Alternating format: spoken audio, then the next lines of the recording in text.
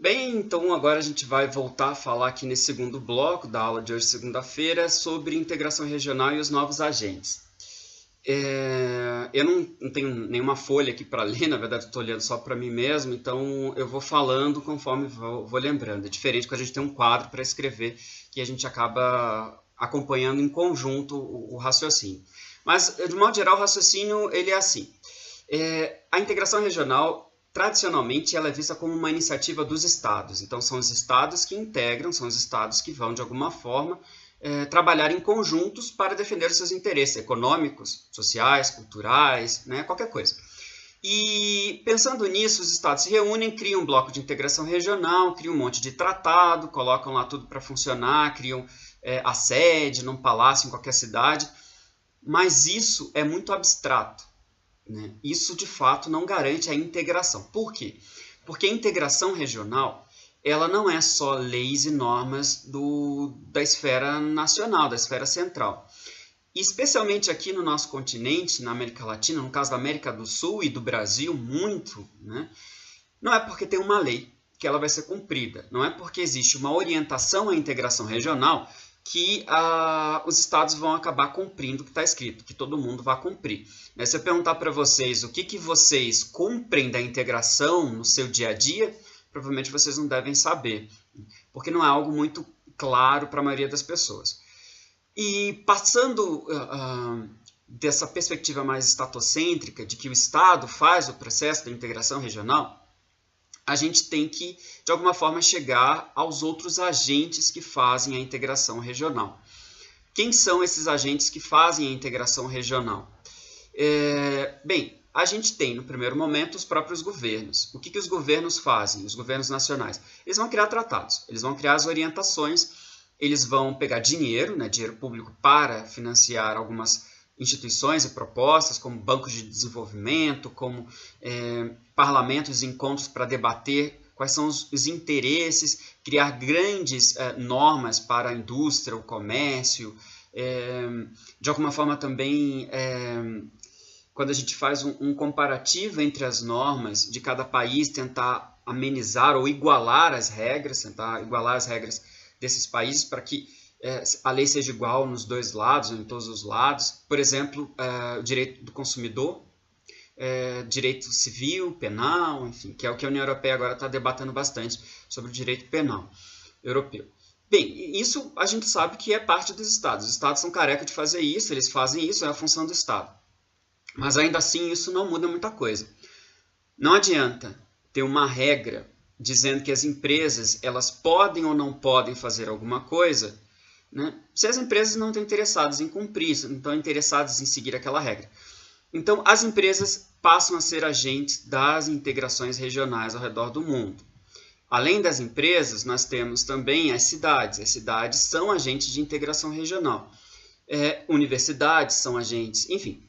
Todas as instituições públicas e privadas que de alguma forma se beneficiam ou são prejudicadas, lembre dessas duas coisas, né? Instituições que podem se beneficiar ou que podem ser prejudicadas pelo processo de integração regional, vão buscar atuar nas relações de integração.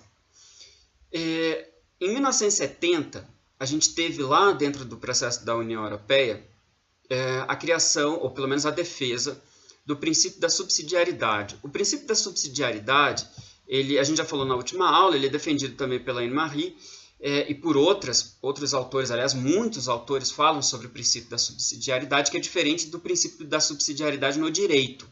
O princípio da subsidiariedade nas relações internacionais é que existem muitas distâncias entre problemas e os seus gestores. O que significa isso?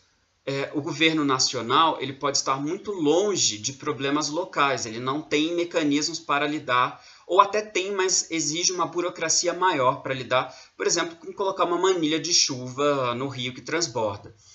Então, os governos locais eles vão ter mais proximidade com os problemas, consequentemente, eles vão ter mais sensibilidade àqueles problemas e possivelmente melhores metodologias ou jeitos de solucioná-lo do que os governos estaduais ou nacionais.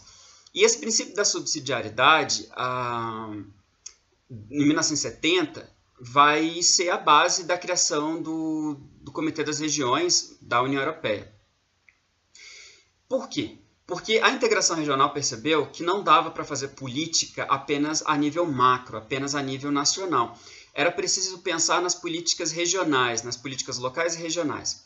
Então, se nós temos uma grande produção de vinho na França e na Itália também, então a gente tem que parar para pensar que não dá para fazer apenas uma política macro, porque cada região tem um jeito de produzir vinho, tem interesses próprios na produção do vinho, algumas precisam de subsídio, outras não precisam, algumas precisam ali de uma relação de integração de infraestrutura melhor com as suas vizinhas, algumas regiões são transfronteiriças, ou seja, a fazenda, a zona de produção, as fazendas daquele produto, elas estão contínuas de um país ao outro, né, ultrapassando a fronteira, então não dá para ser uma política nacional apenas, é preciso levar em consideração os interesses regionais e locais.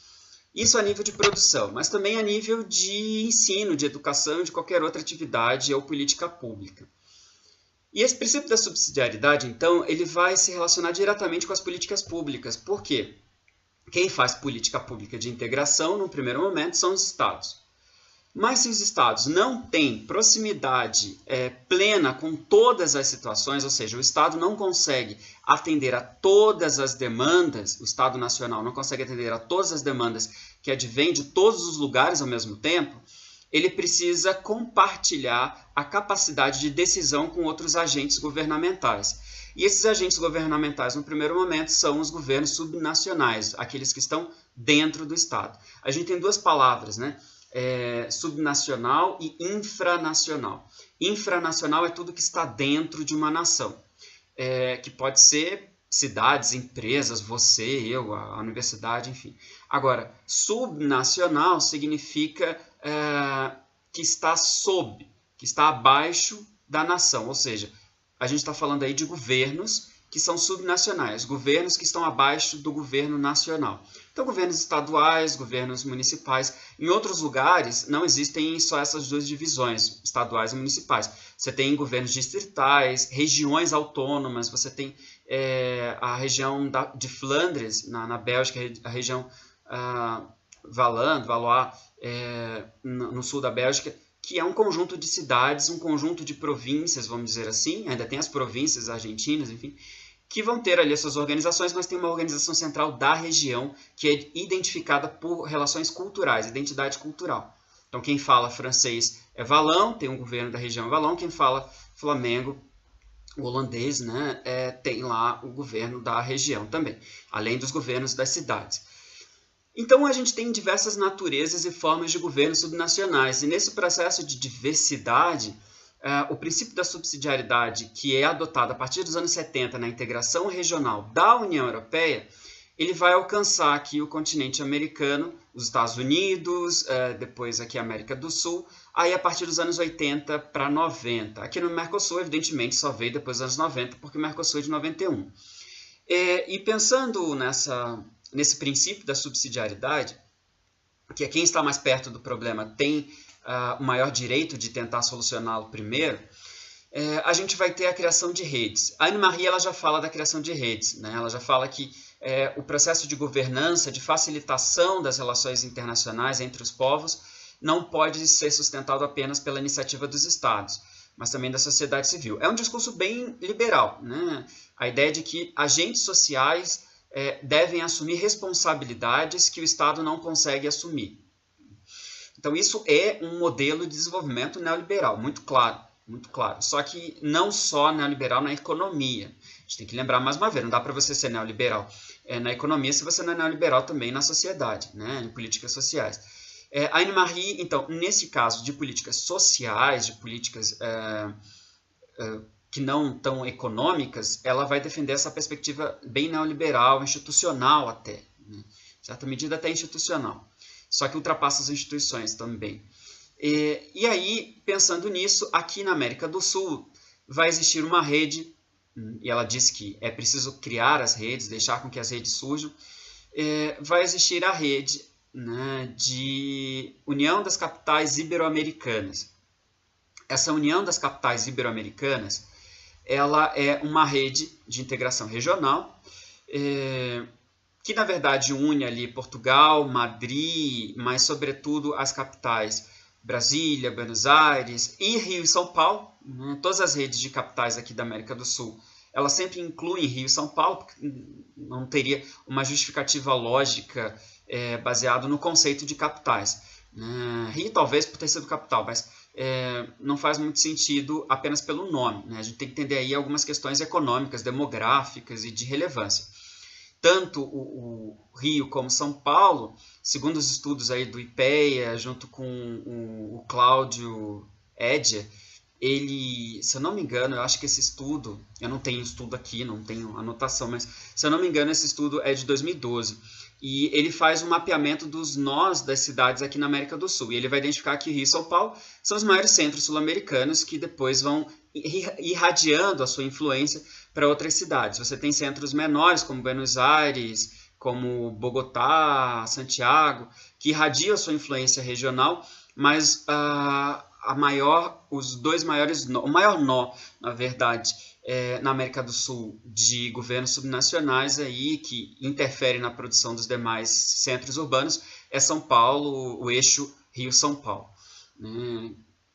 Mas voltando, essa rede ibero-americana, que ela é criada aí, na verdade ela não é criada, né? Ela já existia, e ela vai tratar sobre questões de cultura, questões sobre reuniões de prefeitos, secretários, enfim, esse pessoal que trabalha em cidades, vai incentivar, olhando para os modelos da Europa, do Comitê das Regiões, e olhando também para as redes como a Eurocities, a rede de Eurocidades, vai incentivar as cidades que faziam parte dessa rede, né, capitais ibero-americanas, criar uma rede própria para a integração regional denominada Mercosul, quer dizer, Mercocidades. A rede de Mercocidades ela é criada em 95. Curitiba, se eu não me engano, são 10 ou 11, eu não lembro quantas cidades oficiais ali no início, né? Mas eu lembro que estava Rio, São Paulo, Curitiba, Buenos Aires, Belo Horizonte, Porto Alegre, Montevidéu, essas cidades estavam ali presentes, Rosário, eu acho também, na Argentina, e vão criar a rede de Mercocidades. Essa rede de Mercocidades, ela não é do Mercosul, tá? Ela é uma rede das cidades, inicialmente. Ela é criada para contestar o processo de integração regional do Mercosul, que não estava levando em consideração a importância e a participação dos governos subnacionais na questão. Então, essa rede ela é criada, se eu não me engano, em Porto Alegre. Tem a Conferência Ibero-Americana em Porto Alegre, logo depois, 3, 4 meses, acho que em setembro, novembro, é criado ali a rede de Mercocidades. E essa rede de Mercocidades ela é criada, então, para questionar o processo de integração regional do próprio Mercosul. Então, a gente tem ali o princípio da subsidiariedade visto na União Europeia, que é copiado ou defendido aqui na América do Sul pelos governos subnacionais, porque é uma das únicas formas que eles teriam de legitimar a sua demanda para participar da integração regional, do Mercosul no caso. E a rede, então, ela é criada. Só que a rede, depois, ela é reconhecida pelo Mercosul, então os estados reconhecem a rede em 96, 97, também não me recordo muito bem o ano, mas é reconhecido pelo Mercosul, e a partir daí ela se torna uma rede oficial do Mercosul. Mas ela não surge no Mercosul, ela surge para questionar e participar do processo que o Mercosul estava liderando de integração regional. Então, a rede de Mercocidades, eu estudei bastante no meu mestrado, no doutorado não, mas no mestrado eu estudei bastante. A rede de Mercocidades ela vai acabar se tornando ali um campo de projeção das agendas das cidades, dos governos locais. Ela vai incentivar a internacionalização das cidades, e a função do internacionalista é internacionalizar, então se torna um campo de trabalho cada vez maior na América, aqui na nossa região, na América do Sul. A gente tem que entender que as cidades argentinas elas tendem a se internacionalizar mais do que as brasileiras. Aí, por uma questão de modelo de desenvolvimento, sobretudo desenvolvimento econômico, as cidades brasileiras são mais competitivas do que as cidades argentinas. As cidades argentinas elas pensam mais em complementariedade, Morón, essas cidades entre rios, províncias de cidades são mais complementares, pensam mais em região, em integração regional. Porque, historicamente, as cidades argentinas sempre tiveram que se contrapor a Buenos Aires, né? Lutas históricas desde o século XVIII. Aqui no Brasil não muito, né? Aqui no Brasil não tem muito isso, então as cidades elas acabam pegando um modelo mais competitivo. Eu por mim, você por você, e cada um se vira aí no seu desenvolvimento local. Bem, então a rede Mercocidades ela é criada e ela vai se tornando um gigante, né? A gente tem mais de 200 membros hoje. A rede de Mercocidades ela não está limitada ao Mercosul, né? As cidades dos Estados-membros. Nós temos cidades no Peru, nós temos cidades na Bolívia, diversos. Na Venezuela tinha antes da Venezuela se tornar membro do Mercosul. Então ela também se torna um caminho, um canal de aproximação das agendas do Mercosul para outros estados da região. E pensando que ela vai ter lá os seus mecanismos de debate, por exemplo, nós temos os mecanismos de debate de integração fronteiriça, de integração pela cultura, políticas de gênero, políticas culturais. A rede de Mercocidades ela se torna um espaço para fazer o que a gente chama de transferência e difusão de políticas públicas. Eu não sei se vocês já tiveram a disciplina de... Provavelmente sim, vocês estão no ciclo específico de políticas públicas, mas lá na disciplina de políticas públicas, se não tiveram, vão ter comigo agora, a gente tem esse conceito, né, esse campo de estudos, na verdade, que advém de um campo de práticas, que são as transferências, difusões de políticas públicas. O que é uma difusão, né, de política pública? Difusão é, por exemplo, uma cidade, um país, uma empresa, qualquer coisa, faz ali uma prática, né, em si mesma, deu certo, ficou legal, ela vai e discursa, ela apresenta isso em algum fórum, algum encontro, e aquela ideia ela vai ser pensada, ela vai ser debatida, ela vai ser, de alguma forma, absorvida pelos estados, pelos membros, né? Estados, cidades, qualquer coisa que esteja participando. Então, difusão de ideias é quando você joga a ideia para o mundo. Jogou a ideia para o mundo, ela foi difundida, né? Copiando ou não, colocando em prática ou não aquela ideia, houve a difusão. Então, a difusão ela não precisa da prática posterior para comprovar a difusão, tá?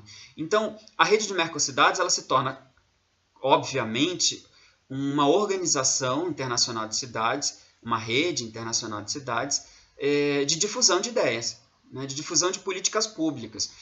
Saúde, emprego, saúde, moradia, qualquer coisa, ela acaba se tornando ali uma rede de difusão de ideias, porque as cidades vão na rede de Mercocidades, dentro das unidades temáticas da rede, que tem os encontros, geralmente 2 encontros por ano, cada unidade temática, são mais de 16 unidades temáticas, e aí as cidades interessadas naquelas unidades comparecem lá e vão trocar, vão fazer as transferências de políticas públicas. Bem, aliás, as difusões, né? Agora, o que é a transferência? A transferência, na verdade, ela é quando uma cidade ela vai olhar para essa ideia, para essa boa prática, né, de uma outra cidade, de um outro agente, e vai aplicar na sua realidade. Então, aí sim, a prática ela precisa existir para a gente dizer que houve transferência. Eu não vou entrar nos detalhes, mas a transferência tem N classificações. Cópia, emulação, enfim. Mas eu não vou entrar nesse campo, isso aí é mais para o pessoal de políticas públicas. Mas é interessante a gente observar isso, é interessante a gente observar que a transferência ela pode acontecer. E essas organizações, essas redes que a Anne-Marie coloca, a Anne-Marie não estuda a rede Mercocidades, mas ela defende o surgimento e a criação de redes de agentes não centrais, ou seja, não os estados, para que haja governança e para que haja, consequentemente, a gente pode trazer isso para a integração regional, para que haja a integração regional. Então, a difusão e transferência de políticas públicas, ela sim acontece nessas redes, nas redes de eurocidades, na AL, que é a rede urbana latino-americana, da América Latina, a gente tem a rede urbana europeia, a gente tem diversas redes aí que vão compartilhar e transferir políticas de difusão, né? Aliás, vão difundir e transferir políticas públicas. E isso facilita muito a integração regional. Por quê? Porque você está compartilhando valores. Você está compartilhando experiências que aproximam. É muito difícil nós aqui na América do Sul copiarmos um modelo que vem da Europa, porque a realidade econômica, política, social é muito diferente. As cidades europeias são muito menores do que as cidades brasileiras.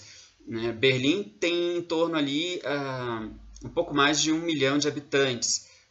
Londres e Paris têm em torno de 10, 12 milhões de habitantes ali. São Paulo tem mais de 16 milhões de habitantes. O Rio de Janeiro é do tamanho de Londres. Então, e essas são as grandes cidades, as maiores cidades europeias. Elas quase não chegam e não alcançam as maiores cidades brasileiras. Então a gente tem que lembrar que existe uma diferença demográfica muito grande. A gente se aproxima mais das cidades indianas. Então, Nova Delhi, Mumbai, que era Bombay, né?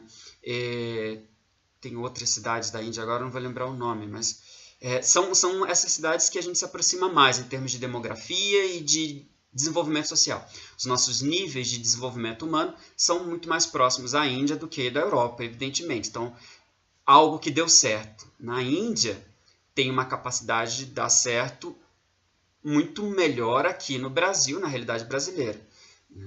Então, essa cooperação Sul-Sul, ela existe por isso, porque as realidades sociais e econômicas humanas são mais próximas, então, consequentemente, ali os modelos não precisam ser tão adaptados, ou adaptados para só depois ver se funcionou ou não. Na verdade, esses modelos vindos da cooperação Sul-Sul, eles têm uma capacidade melhor para serem testados diretamente, para serem testados direto aqui na nossa realidade, realidades mais próximas. E aí a gente está indo para um caminho mais pós-colonialista de entender as relações internacionais. E também pós-moderno, de alguma forma. Mas enfim, então essas redes elas acabam se tornando aí um caminho para a integração.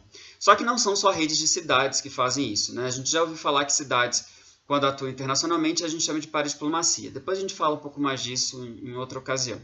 Mas aí outras redes também podem surgir sem ser de cidades, que é o caso da rede de ensino superior de Montevidéu, do Uruguai. As redes de universidades, elas são fundamentais para compartilhar trocas de pesquisas, resultados de pesquisas, e construir valores em comum. O Brasil não tem grandes teorias, aliás, a gente não tem teoria de relações internacionais. Mal é mal a gente tem lá de política externa a nível brasileiro, que também já não usamos muito mais, que é dos Amado Servo, Clodoaldo Bueno, esse pessoal aí. Eles falam de uma política externa brasileira meio história, meio método histórico. Hoje a gente usa muito mais os métodos da Mônica Salomão, Letícia Pinheiro, esses métodos que advêm dos Estados Unidos, ali dos anos 80, 90, mas que já era usado lá no início dos anos 60 para 70, que foram desbancados pelo neorrealismo, apesar de serem usados pelo próprio realismo clássico, mas foram desbancados. Então eles ficaram meio suspensos e aí voltaram depois do fim da Guerra Fria.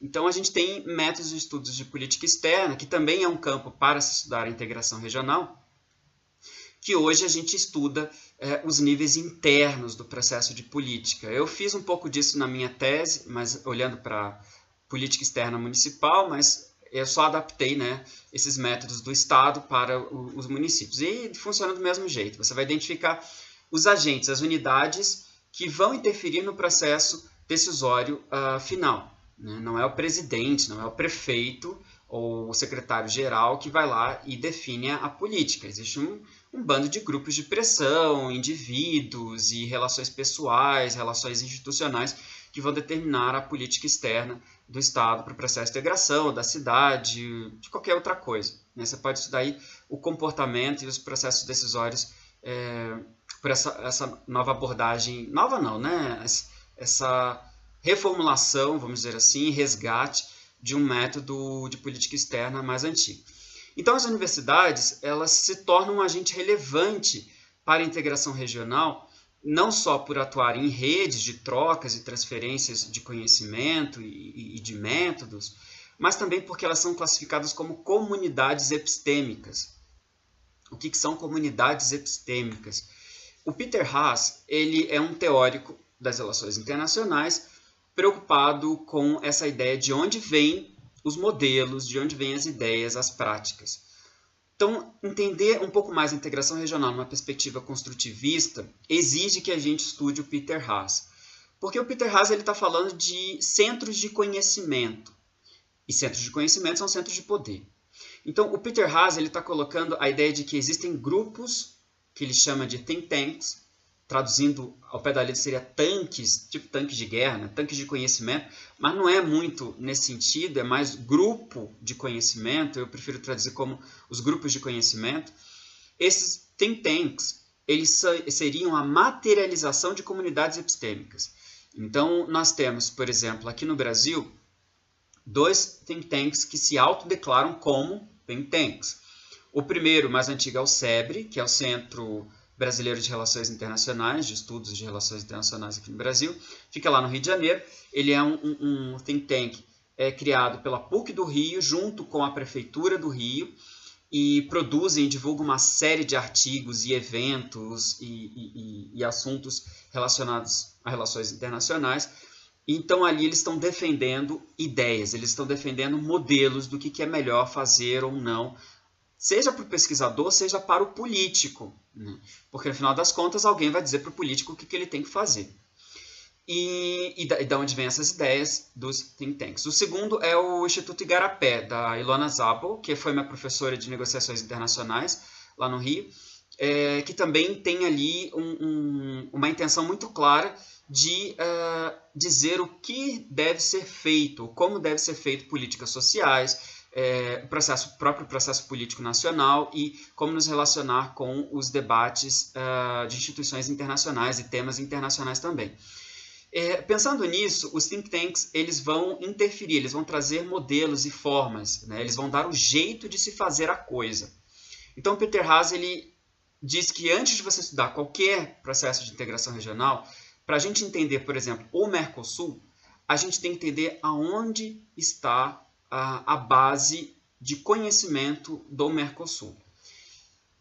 Eu nunca fui atrás dessas bases de conhecimento como um cientista, mais a fundo, mas é muito fácil a gente identificar pelo menos 2 eixos, né? O primeiro eixo é a própria União Europeia. Então, o Mercosul ele olha para a União Europeia para o seu processo de integração regional. Então, todos os teóricos, pesquisadores, intelectuais que falam sobre a União Europeia, a gente está falando do Bela Balassa, né? Tanto que o Mercosul ele surge para alcançar etapas do Bela Balassa, a gente entende que o Bela Balassa e seus alunos, os seus colegas cientistas, formam um primeiro eixo epistêmico, de conhecimento, né, que vai interferir no comportamento dos agentes, que no caso são os estados. O segundo eixo do Mercosul tem a ver com os próprios intelectuais e pesquisadores aqui da nossa região. Então, muito da USP, da FGV, né, da PUC-Rio, da FRJ, essas universidades no início da formação da UNB em alguma coisa, porque a gente está falando de 91, né, essas unidades elas vão orientar o que se entende por integração regional. Lembrem-se, economistas do governo saíram de alguma universidade. Então, eles aprenderam valores dentro dessas universidades. Né? E essas universidades não são tão esporádicas ou difíceis, né, de se identificar. E pensando nisso, a gente vai identificar o conhecimento desses agentes envolvidos no processo de integração regional. Envolvido nesse processo de integração regional, evidentemente, a gente acaba tendo, então, a gente acaba descobrindo como ou qual caminho os agentes estão seguindo e quais são as regras que eles estão seguindo. Regras que não foram dadas por eles, não foram percebidas por eles, mas foram percebidas por essas comunidades epistêmicas. Vale uma ressalva, a gente tem que ter um certo receio de não colocar a comunidade epistêmica como o grande centro determinador do comportamento dos agentes, porque senão a gente deixa de estudar Estado e tudo e vai estudar só a comunidade epistêmica. Mas a gente precisa entender que a comunidade epistêmica ela é parte fundamental no processo decisório desses agentes, né? Na conscientização desses agentes sobre a realidade. Segundo o construtivismo, são elas que constroem a realidade. São aqueles que produzem conhecimento, né, os acadêmicos, os cientistas, que determinam, que constroem a realidade. Em certa medida, até os os religiosos acabam também construindo a realidade, né? Eles constroem um conhecimento, que não é o científico, mas faz com que muitas pessoas acreditem numa realidade de acordo com a produção religiosa das suas religiões, né? Dos seus templos, dos seus sacerdotes, enfim.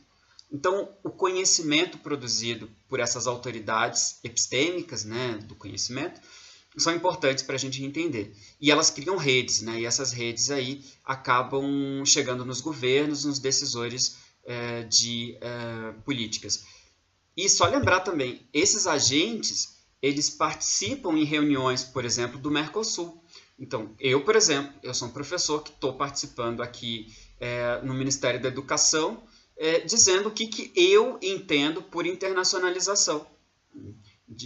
E tentar falar sobre o que eu entendo por internacionalização. Obviamente, eu tenho uma formação acadêmica, eu faço parte de um grupo epistêmico que estou dando ferramentas para que os decisores tomem as suas decisões. Então, eu acabo fazendo parte aí como um agente epistêmico desse processo, né? Não como um agente decisor, mas como um agente orientador, né? Agora, se eles vão seguir o que eu acho ou não, é uma questão deles, né? Não é minha. Bem, mas não podem negar que eu já iniciei o processo de difusão, assim como todos os meus colegas aqui. A gente tem alguns representantes, nós temos o diretor nacional do Canadá, que está aqui, de ensino tecnológico, nós temos um pessoal da França, a gente já se encontrou aqui anteriormente. Então a gente já tem bastante gente aqui de diversos lugares do mundo para essa reunião do Mercosul. Eles são mais convidados ouvintes, alguns vão ter a fala, na verdade, de abertura, sobre cooperação e internacionalização do ensino, as experiências deles lá para o Mercosul, como que o Mercosul pode entender isso, mas evidentemente que o evento aqui foca muito mais nas universidades e ensino superior no Brasil, não só universidades, né, mas ensino superior de modo geral, públicos e privados. Bem, eu acho que além das cidades e das universidades, existe ainda a sociedade civil organizada, para a gente terminar aí o nosso bloco, né? Aliás, a aula de hoje. A sociedade civil organizada, a gente tem as ONGs, só que ONG é uma classificação muito ruim, porque tudo é ONG, né? ONG é uma identificação pela negação. É uma organização não governamental. Ok, eu só sei que ela não é governamental, mas o que ela é? Então, ONG é um grande saco que você joga um monte de coisa dentro. Basicamente, a gente pode falar que existem fundações, institutos, né, sindicatos, associações. Aí a gente começa a identificar o que são ONGs, né? O sindicato, a função do sindicato é representar os interesses de uma classe trabalhista, um conjunto ali de trabalhadores. Uma associação são indivíduos que se associam para defender um bem comum, né? Uma fundação, ela busca a diferença entre instituto e fundação, né? Geralmente o instituto ele busca manter a memória do seu fundador, enfim, ou de alguma personalidade, mas produzir pesquisa, conhecimento. Já a fundação ela busca mais ações sociais. Então, o instituto tem mais a ver com pesquisa e as fundações têm uma relação mais próxima com ações sociais. Não é uma regra, porque a gente está falando de um campo que quase tudo é válido, né? Mas, no modo geral, seria por aí, por esse caminho. Então, essas representações da sociedade civil, a gente também tem as empresas privadas nesse bojo aí, né, nesse processo, não como ONGs, mas como empresas, né? Quer dizer, uma empresa é uma organização não governamental. Então, a gente pode até colocar as empresas privadas nesse saco aí. Por isso que evitem colocar ONG no título de monografia, TCC, enfim. Especifique que tipos de organizações vocês estão tratando, né? Fundação, instituto, sindicato, associação, empresa, eu acho melhor do que a gente deixar nessa grande dúvida aí. E pensando dessa forma, a gente tem então uma contribuição muito importante das organizações não governamentais para o processo de integração regional, porque eles também participam das reuniões.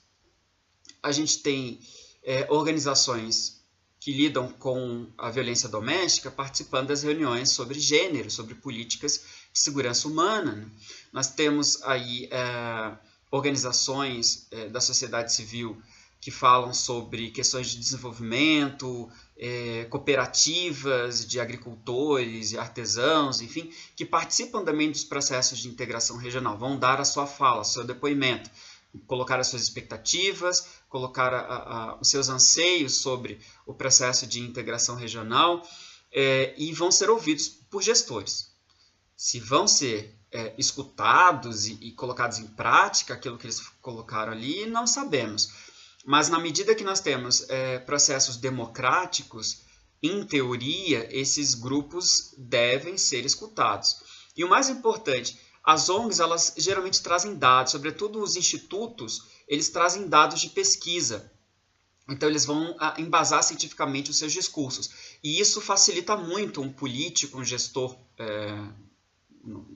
aos níveis nacional, estadual, ou local, municipal, de tomar as suas decisões, de defender os seus projetos de lei, de defender os seus discursos. Então os institutos eles trazem muitas informações.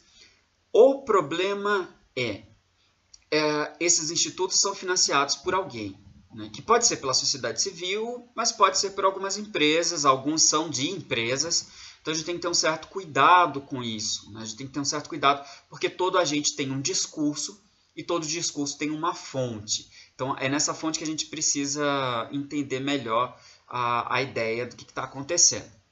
Pois bem, um outro problema muito importante também é que muitas empresas estrangeiras e muitas organizações não governamentais estrangeiras participam dos processos de debates. É evidente quando você pega as atas de reuniões das Mercocidades, do Mercosul, dos fóruns, você vê lá as empresas participando. Eu, por exemplo, represento a Uninter, é uma empresa, né? Só que não vamos falar das universidades nesse caso, mas existem empresas como bancos, né? Bancos que acabam participando dos processos de integração regional, que é válido, é importante, mas não se colocam como empresa, se colocam como instituições, com pesquisas, fundações com pesquisas, porque são os braços dessas empresas. O que isso tem de ruim? Na verdade, não é ruim, mas a gente tem que ter consciência de onde saíram esses dados e, sobretudo, como eles foram interpretados e por que eles estão sendo apresentados dessa forma. Essa consciência é muito importante, porque senão a gente vai reproduzir discursos. Então, cada agente busca os seus próprios interesses, as ONGs, as empresas, as cidades, os estados, e a gente tem que saber quais são os interesses desses atores envolvidos no processo de integração regional, porque eles participam também de forma consultiva no primeiro momento, mas em muitas situações a gente sabe que na prática eles também acabam financiando projetos e propostas. Organizações internacionais participam do processo de integração, como no Mercosul, é o caso do Banco Mundial, né? O Banco Mundial está sempre ali envolvido com o processo de integração regional. A UNAPTAD, que é o Programa das Nações Unidas para a Habitação, também está sempre presente ali nos processos de debate de integração regional aqui no Mercosul. Então é muita gente orientando, muita gente trazendo perspectivas, pontos de vista, enfim, que a gente precisa ter um certo cuidado, né? A gente precisa ter ali uma preocupação para ver o que está acontecendo, de onde vêm essas fontes. Bem, eu acho que a gente já está quase estourando o tempo aqui, 38 minutos. Eu acho que, no modo geral, a aula de hoje é sobre isso. Eu encerro agora. A gente falou sobre os processos mais históricos aqui dentro do continente americano de integração regional.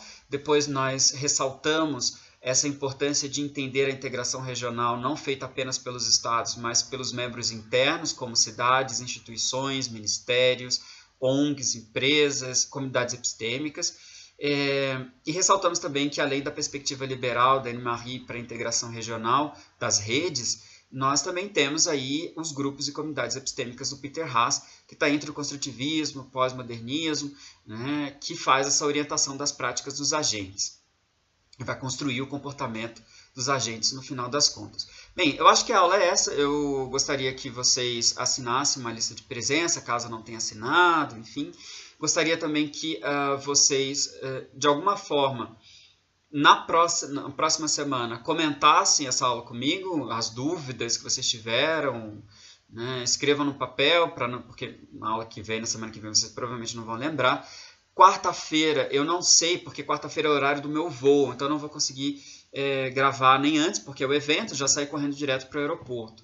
Então eu não vou conseguir gravar a aula para quarta-feira, mas eu já conversei com a Carol, ela na verdade já era um pedido da Carol muito antes da minha viagem, de usar uma aula minha para a atividade que ela queria fazer, então calhou da quarta-feira ela poder usar para fazer essa atividade. Caso ela não faça, não sei como é que vai funcionar, mas vocês perguntem para ela, perguntem para a professora Audrey ou para outro professor, o que a Carol decidiu para fazer quarta-feira com vocês. Na outra semana a gente fala mais sobre integração regional, a gente vai ver aí a estrutura burocrática, institucional da União Europeia, do Mercosul, se der tempo, senão a gente vê na outra aula do Mercosul, para entender como é que funciona institucionalmente o processo de integração regional. Daí a gente pode falar um pouco mais das perspectivas institucionalistas de integração, né? Não que instituição só possa ser analisado por teorias institucionais, mas é um momento para a gente testar essa nossa possibilidade, essa nossa capacidade de usar as teorias